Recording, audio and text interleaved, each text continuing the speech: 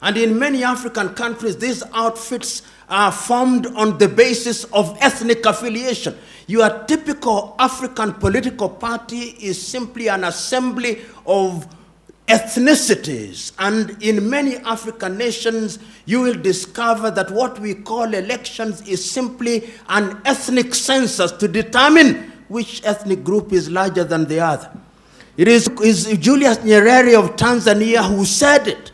He said that the tragedy of Africa is not what the song is, not the song that is being sung, but who the singer is. And what he meant was very clear, that you may have an agenda that is good for your nation, but if you do not come from a particular ethnic group, those who will follow you will not be from your ethnic group. You may sing the best song, but when you look back, you'll discover that it's only people from your ethnic group who are following you.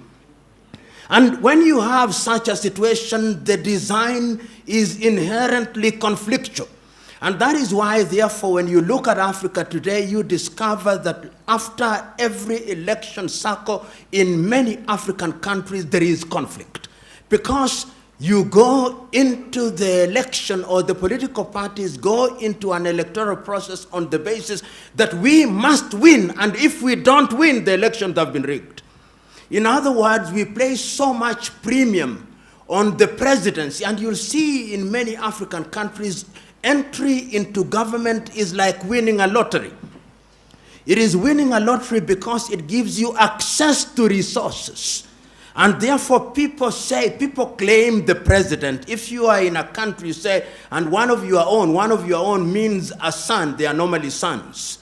One of your own sons has won the presidency. The tribe celebrates, from the herdsman to the professor, from the fisherman to the intellectual, because we have now won the presidency. We have won the lottery. We will have ministers. We'll have all these, and everybody else feels excluded, and that generates conflict.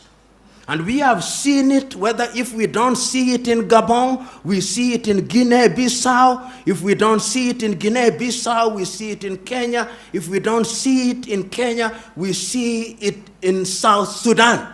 So that in South Sudan, if one were to ask them, what is the problem? The contest is of an ethnic kind.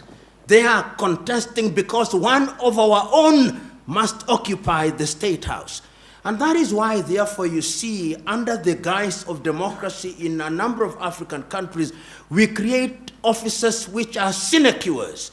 You will have a president, you'll have a deputy president, you'll have a second deputy president, you'll have a prime minister, first prime minister, first second prime, all those useless offices which make no sense, because you have to appoint people into those offices and give them a motorcade so that when they go to their villages, they look important.